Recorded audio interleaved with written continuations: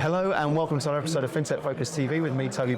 We're here in New York City at the Fix America's Trading Conference, and who better to speak to than Mr. Fix himself, Jim. It's been a great day. It's been great. You must be really pleased. You must be really pleased. I am. I'm delighted. I think with these events here in particular, we have got such a great community.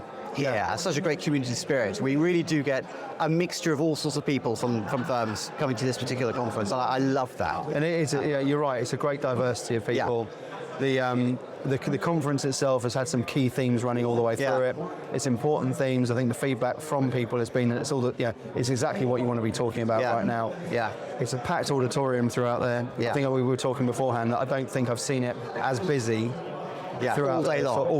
For all day long. Yeah. It's wonderful to see. So well done. Congratulations to you. Congratulations, Scott. Congratulations to the team. Yeah. You nailed it once again. But let's do a sort of rerun the fun. Tell us what's happened. Tell us what some of the key things. What are you taking away? What's the highlights from today's show? Let's just to kind of run through the sort of things we've been covering today. We've had a really varied agenda, and that's one of the things I like about these events. There's a bit of everything going on. So we start out with our Women in Fix initiative, which is really about basically bringing a very underrepresented and vital part of the sort of trading community into this type of environment in ideally leadership positions to basically move us forward. I mean, we have to do that, and that's a hugely important piece of work, and we've got some really strong, motivated people driving that, which I absolutely love. We talked about T+1, and you may think, well, hang on, 6 months on, why we're talking about T+1? Well, now, of course, we're beginning to really understand the repercussions of the migration that happened sort of end of the spring of this year, and you've got enough time to digest. Did it really work okay? Did it not really work okay? What actually have we learned? And, that's really interesting. From that. And what's interesting is actually, I think it's well known that actually it worked pretty smoothly. Yeah. I think there's still some kind of questions out there. Yeah, there are definitely opportunities. I mean, is it working well because people are kind of papering over the cracks, or is it genuinely working well? Is there more to do? Yes, automation is still not incomplete, so there's still an incomplete story there. So there's definitely more to do, but at least. And how do we take it over to Europe as well? And that's it. And I think this is where the lessons are interesting. Is like there are things that were done very, very well, like really being sure about the date, sure about the current parameters, how it works, and making sure the entire industry was talking to each other. These are things which are happening as well in Europe, which is great. The problem, of course, is a much harder problem to solve. It's more complicated. So we're all going to have to work that a little bit harder to work on those problems, whether it's just the fragmentation of settlement infrastructure, whether it's FX, whether it's ETFs, you name it. There are more complex problems to solve when you start to go outside the North American markets. Definitely. But lots to do there, lots to talk about. A good conversation there. One of the hotly talked about conversations was obviously around AI. Yeah. That seems to be in another panel there. I'm very popular, and it's one of these topics which kind of comes up every now and again, and it can be very hit and miss if you get it wrong. And I think we got a very, very strong panel today talking about very, very specific topics. And the one thing that I'll take away, and I took a load of notes here, and the one thing I think I can quote the panel on, because they pretty much all said this, was in the context of Gen AI, the models we have today are the worst in human history. And it's a great thing to say, because of course what they're really meaning is we're at the start of a journey. It's only going to get better from here on in. So we shouldn't get too enthusiastic or worried about what we have today. We should be saying, okay, this is great. Let's experiment. And then let's learn. So when the next set comes along, which quite frankly could be tomorrow, we can do a lot more. And you just iterate and iterate and iterate. And the technology providers are wanting the industry to do that. The industry needs to do that, but do it in small steps.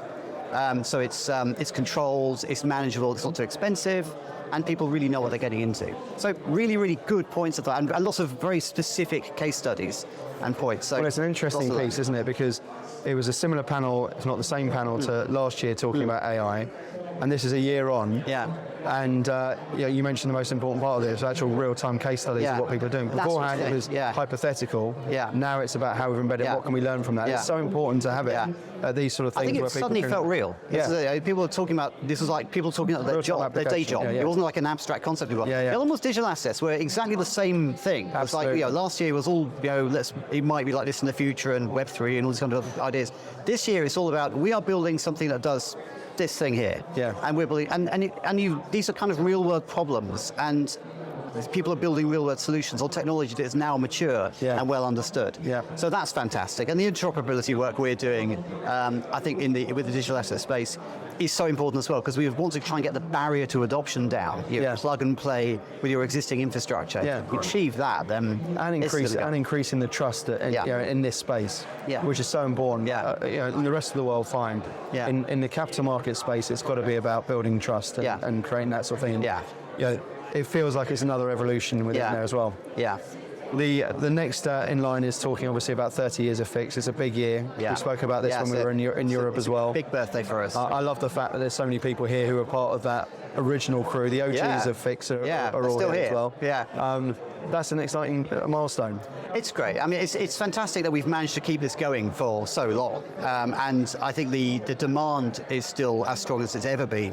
And I'm delighted to say, I think the supply is as big as it's ever been as well. We're still able to get people committing their time in this incredibly busy, compressed space everyone seems to be in. They're still able to spend the time, and it's vital they do. So I'm really pleased about that, and I'm hoping that the people talking about their experience of 30 years of electronic trading will inspire people who perhaps just starting out on their journey, see what they're letting themselves in for, and hopefully be hopefully very excited about it. Well, that's what I love about what I think there's been more and more talk about next gen. I mean, we spoke about this in Europe and London at the start of the year, but that work you've been doing is very noticeable. I think about bringing and encouraging the next generation of electronic trading characters to come through. And I think one of the things is that. Because it's so easy to get lost in your day job, because it can be so all-encompassing, and I've known this from my own experience. Having an opportunity to kind of lift yourself out and be part of a bigger community within the industry. So you're still doing your job, it's still a vitally important thing you're doing, but it's within a slightly different context. You kind of develop all these different skills, you develop, of course, a network, which is vital, and you're actually helping your company as well. So, it just ticks every box there is. So it's just a no-brainer. And what we need to do is provide the opportunity, if you like, the infrastructure where that can happen. And that is really what Next Gen's all about, as well as, of course, feeding the leadership of Fix. The next me, the next the next Scott, the next everybody. There you go. It's come from somewhere. The next you is there's some boots to fill, right? And then we're going to finish off with a fireside chat. Brad and Katie talking about the upcoming election out here. It's big news. We've seen a lot of change over in the UK at the same sort of time, and that's had its impact on the markets over here.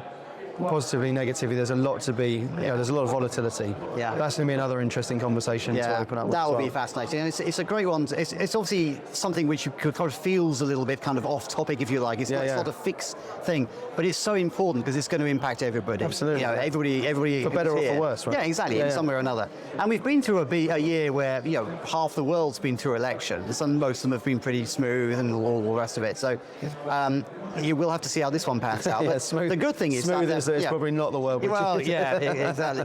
But I guess the point of exploring, what could happen, especially in the context of markets, in various scenarios, is something which everyone should do. And I think it's important for people who perhaps don't normally get exposed to those sort of conversations to hear that kind of thought process and understand what might be going on.